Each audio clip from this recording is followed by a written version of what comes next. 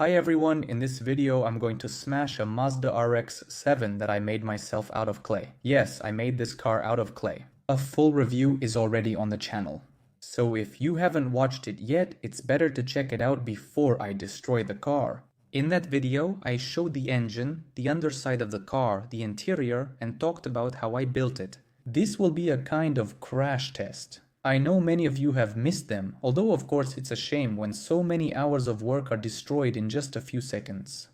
That's the kind of content I have for you, to show you how a scale model car made of clay breaks. Since the car is made entirely of clay and that's a soft material, you can always break it or just change its shape. For me, it's to smash it. The car body is specifically designed so that it can take damage and deform during collisions. That means the car body parts are thin. I made them from sheets of modeling clay from a block like this. The car damage can look a bit like real damage since everything crumples, bends and tears. It resembles metal, and the crash test method itself is completely new and it didn't take much time to create. Everything is different now, not like before, when I used to drop the car on the floor, launch it by hand, or drive a remote-controlled car and crash it into a clay car. Here's how it's going to be now. There's a long board with a special groove cut along the middle, and a small platform like this will slide along it. I place the car on this platform, and at the back this transparent plastic will hold it so the car doesn't fly off during a sharp start. The plastic will keep it in place. But when the car hits the block, the plastic will bend so the car won't get any extra damage at the back. A string is attached to the platform itself, which will pull the platform. When I let go of the block of modeling clay that the platform is attached to, the platform starts moving right away. In this way, the machine accelerates and crashes into this wooden block with a slanted shape. And it turns out almost like in crash test facilities where the car is pulled by a special cable. You can also use a pencil instead of this block. This will imitate a pole, just like academicians. There's also a chance that the car might fall, so I'll put pillows and a blanket on the floor to prevent the car from getting damaged if it drops. That's how it's going to happen. And as an example, here's what you might get.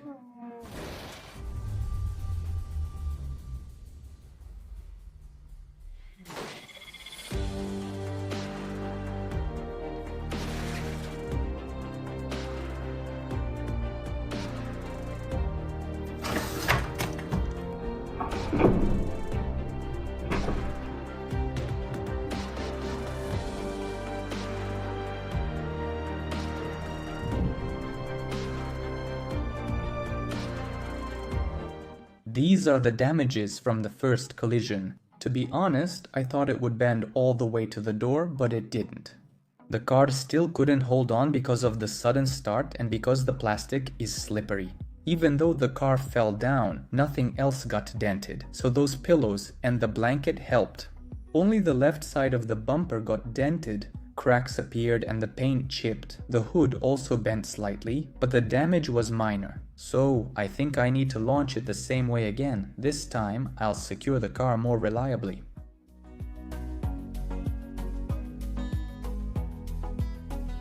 You can see below how the bumper has a small crack.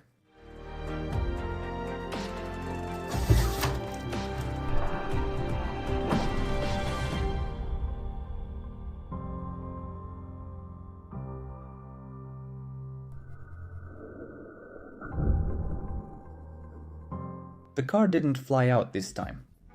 The damage turned out to be worse, but not by much. You can clearly see how the hood is bent. From the side you can really see the extent of the damage. The hood still opens as before and nothing happened to the engine. And here from above you can see how badly the left side is bent. Now I'll put a pencil in place of this bar and do a head-on collision.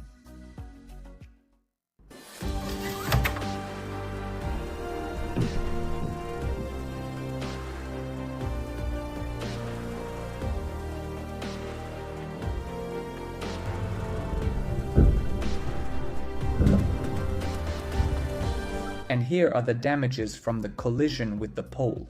Part of the bumper took on and imprinted the shape of the pencil. The bumper cracked at the bottom and bent even more into the engine, and the hood also got dented. The speed here is clearly not enough. I would like to see more severe damage. The lower part of the bumper cracked and now it's barely holding on. This time the engine was damaged. The turbocharger broke off and is now shaking along with the radiator. Now I'll crash the car sideways, driver's side into the pole.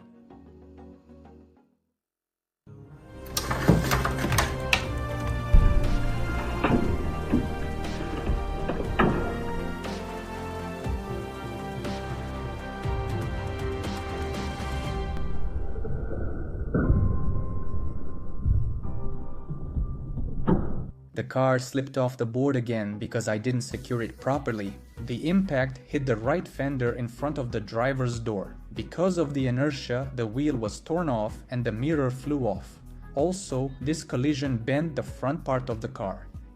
From below you can see how deep the dent is and how the sill is bent. Actually, it's not that bad.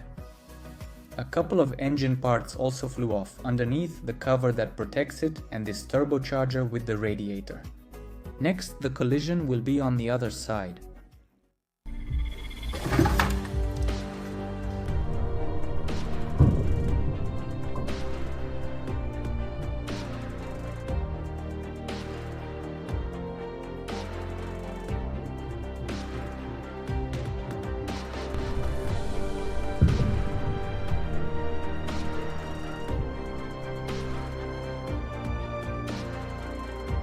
This is what the collision looked like, right in the center of the door. The dent turned out to be pretty severe. The pole reached all the way to the seat and slightly crumpled the roof. The door itself bent at an angle while the sill took on the rounded shape of the pole. Here's what it looks like from below.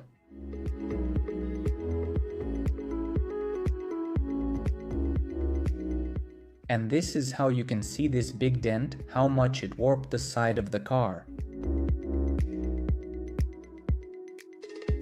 Also, the rear bumper got a small dent and the license plate came off. Next, there will be a rear end collision.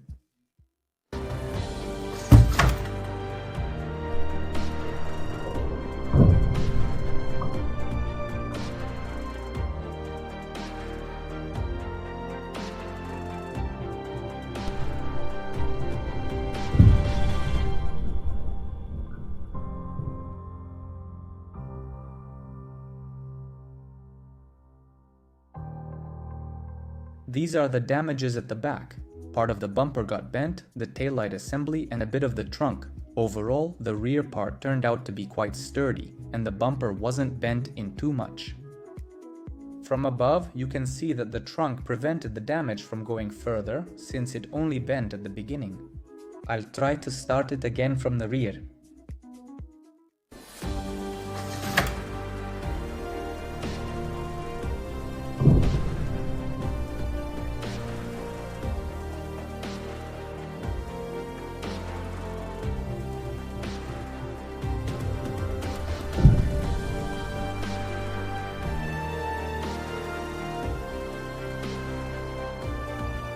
And this collision finished off the rear part of the car. Everything is really bent, even the gas tank is almost broken off.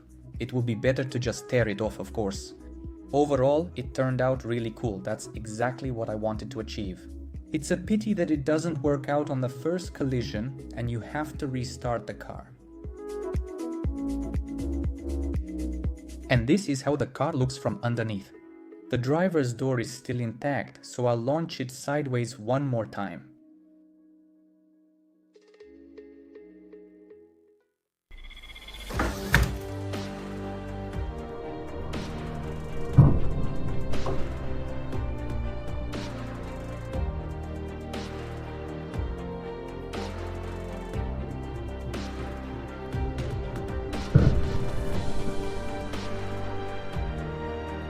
It turned out very similar to the other side, only the dent is bigger now. It's funny that the car is still holding up after so many collisions. Usually mine already fall apart by now, but this one is still holding together. Kuroshi designed the body and securely glued it all together. The damage turned out pretty good. Everything looked really cool and definitely better than before. Sometimes the car would fly off after a collision, but you just need to secure it properly. And maybe put transparent barriers next to the block so the car doesn't fall down.